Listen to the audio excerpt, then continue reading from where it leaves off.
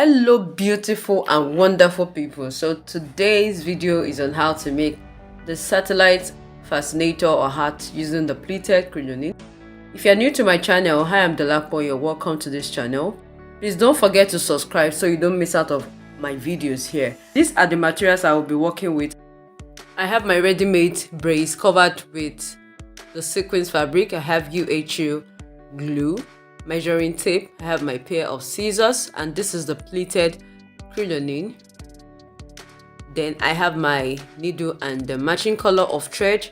I have fishing line of about 0.30 mm. I have my plastic headband, my hat wire, and a bias strip. So in place of a bias strip, you could use Petersham ribbon. So the first step is to get my wire, and the measurement I used for this is about 55 inches. Yes, I use 55 inches. So yours could be up to 60, yours could be lesser, it could be 50 inches. Now I'm going to place the two ends of my wire, they overlapped, and I use my thread to tie the ends together, as you can see.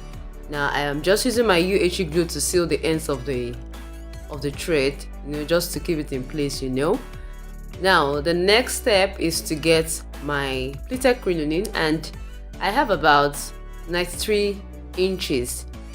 I'm just trying to measure so you can see.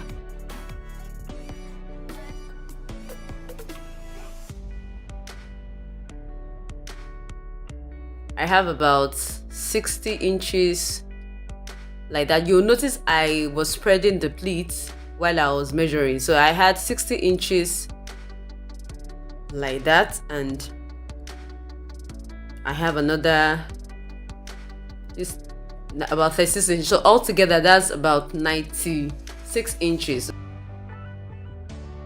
I decided to work with it directly, and I cut off the excess later. So please pay attention to this part. I was trying to sew my pleated crinoline to my wire while spreading the pleats. Okay, so I just folded the one side of my crinoline over the hat wire, just a little, about a 1/4 inch over the wire, and I used my needle and thread to sew through. So please watch this part carefully. While I was sewing my crinoline to my wire, I pulled the pleat. Okay, it's kind of pleated, and once you pull it, it can stretch. Do you understand? So while I was trying to sew, you can see the way I was just pulling it like that. You understand why it is so.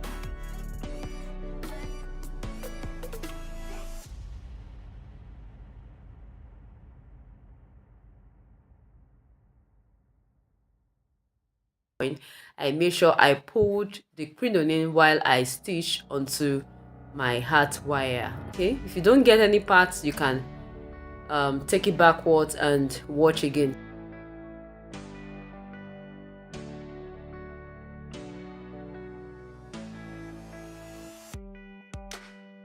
So at this point, I've gotten to the first end that I started from, and I trimmed off the excess.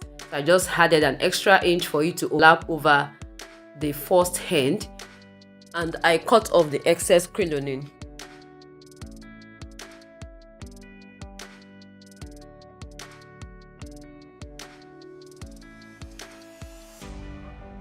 Okay, now for the two ends, there are two ways to go about this. You can decide to sew through. If you can sew neatly, you can use the fishing line to sew through, or you use your thread, your matching color of thread, and sew through neatly, or you can decide to use glue like I did here. So when you're applying your glue, please, you have to be very careful so you don't have glue stains on your work. So I applied little glue, as you can see, and I left it for a few seconds for it to dry a little before I glued them together. Okay,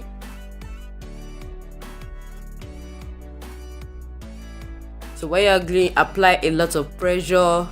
If you do this part neatly from the outside, the joining may not be seen.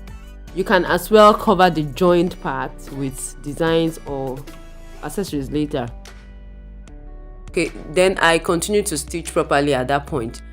Now I have my crinoline sewn properly to my hat wire, and now we have a bias strip to cover the edges. Yes, for this part I will advise you use the Petersham ribbon. Petersham ribbon is a little bit wider or much wider than a bias strip, and it will cover this part properly. As at the time I filmed this tutorial, I didn't have the Petersham ribbon, so I decided to use what I had, but I may actually take it off later and cover up with the Petersham ribbon. The Petersham ribbon is actually better for this part. It covers the wire properly. So I will just use my bias strip for the purpose of this training or for the purpose of this tutorial to cover up my wire, and that is it.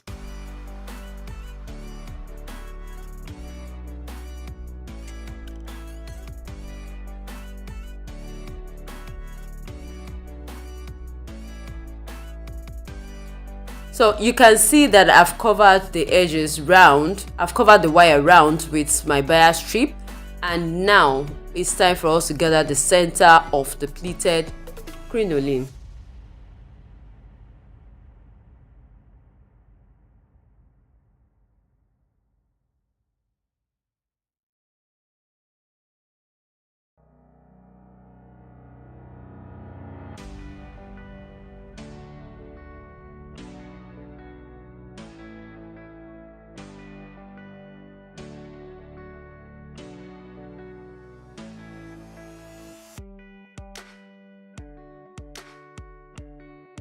Loose stitches through like that, and I'll gather the center a little bit, okay, for it to curve.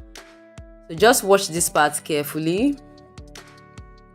You can see that I've sewn my loose stitches up to that point, and on pulling the thread you can see that we have this curvy shaped form, and I'm going to tack it right there once I am done, or once I'm satisfied with what I want. Okay, but at this point you need to be careful, or you need to confirm if this center is okay for the kind of crown you're going to be using. For my own crown, I made the circle or this center opening to be a little bit smaller than the circumference of my crown. Okay, you can see that I've placed my crown on it just to size it, and I have it a little bit smaller because we need that extra allowance for us to cover up her crown, or for us to attach our crown to the brim. So our brim is ready, and I have my crown. As you can see, it's actually what I used for a previous project. That's why you're seeing some glue stains in it. I had to take it off for me to film this tutorial based on requests. You guys mean so much to me, and that is why I'm doing this. So I've placed my crown to my brim, and I use my clips to hold them down. As you can see, I use my clips to hold the brim and the crown together while it dries up. All right, so I am going to complete the process by using my bias strip to cover the inner rough edges, and at the end of the day I'm going to be lining this because those glue stains we have at the center, like I said earlier, I used this crown for a previous project. It was just for a test project. I think I was trying to show someone something, so I had those glue stains. I had to just take it off from what I used it for earlier, and just for the purpose of this tutorial. Now I'm done, and I have my elastic. Okay, yes, before I cover the inner edges, I needed to fix my elastic band. I prefer to use the elastic for this project. You can go ahead and cover up your edges and place your plastic headband if you want to. So I just decided to use the elastic. It makes it sit properly on the head, even while you're dancing in any event, whether you're in church or in any event, your hat will not fall off easily. Okay, so I always prefer to use this elastic band. So I am going to sew my elastic band through. The measurement or the length of my elastic is about 10 inches, 10 to 12 inches. It depends on how stretchy the elastic is. So you just need to take it around your head or your mannequin to be sure of what will be enough for you in your own case. Now I'm trying to stitch one end of the elastic to my hatenator, and I'm going to fix the other side as well. If you're here to join me on Instagram or Facebook, please do so by following me. Search for DoliveB Crafties on Facebook and Instagram to follow us to get updates of our trainings and orders.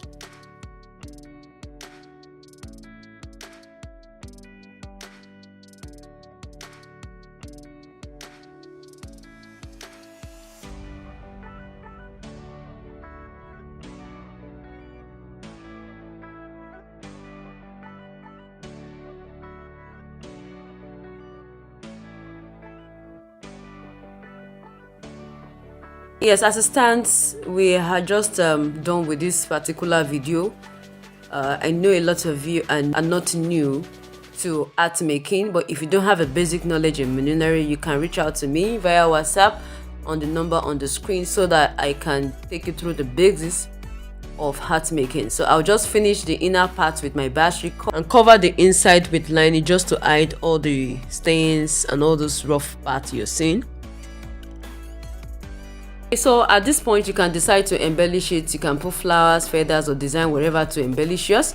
I hope you enjoyed this video. Please let me like, share, and subscribe if you are yet. So thank you so much for watching. I will see you all in our next video. Bye.